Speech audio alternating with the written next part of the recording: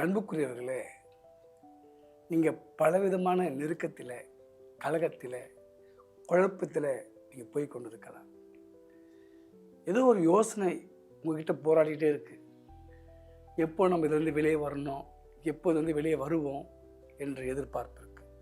நான் ஒன்று சொல்கிறேன், நீங்களே வெளியே வர நினைச்சா ரொம்ப கஷ்டம்.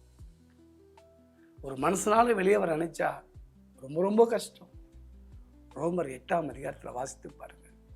நீங்கள் மாம்சத்தின்படி பிழைத்தால் சாவீர்கள். 13ஆம் வசனத்தில் சொல்லப்பட்டிருக்கும். ஆவின்படி பிரச்சனை அழிக்கப்பட வேண்டும். அதனால ஒருவேளை உங்களால் இந்த சூழ்நிலை ஜெபிக்க முடியாமல் இருக்கலாம், கலங்கி போயிருக்கலாம், என்ன செய்ய தெரியாமல் யோசனையாகவே இருக்கலாம். இது நிமித்தம் நல்ல நட்புகள், நல்ல உறவுகள் இழக்கலாம். அன்புக்குரியவர்களே, உங்களுக்காக நான் ஜெபிக்கிறேன். குழப்பமாக இருக்கிற உங்களை பிசாசு உங்கள் மனதை போராடி கொண்டு இருக்கிறான், குழப்பம் பண்ணி கொண்டு இருக்கிறான். நல்ல உறவு எது, நல்ல நட்பு எது தெரியாமல் குழப்பம் பண்ணி கோபத்தை உருவாக்கி ஏதோ ஒன்று பேசணும், ஏதோ ஒரு கேட்கணும், கத்தணும் சொல்லி உங்களை டென்ஷன் பண்ணி நட்பையும் உறவையும் கெடுக்கிற, தேவ சமூகத்தை விட்டு விலக செய்கிற அந்த எண்ணத்திலிருந்து உங்களை வெளியே வருவதற்காக, அந்த பிடிலிருந்து வெளியே வருவதற்காக உங்களுக்கு நான் ஜெபிக்கிறேன்.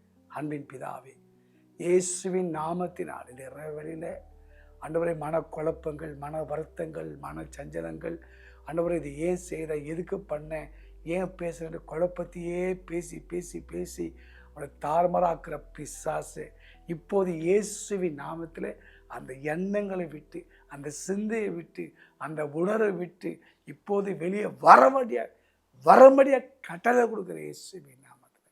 எனக்கே அந்த வியாதி, எனக்கே அந்த பிரச்சனை, எனக்கே அந்த போராட்டம் என்று நினைக்கிற உடைய பிள்ளைகளுக்கு தேவாதி தேவ குமாரனை உடைய நாமத்தை கொண்டு அற்புதம் நடக்கட்டும். இந்த இரவு அற்புதமான இரவாய் மாறட்டும். இதனால் மன அழுத்தங்கள், தலைவலிகள், மன குழப்பத்தில் இருக்கிற பிள்ளைகளுக்கு இந்த இரவலில் இந்த காணொளி மூலியமாய் ஒரு அற்புதம் நடக்கட்டும் சுவாமி.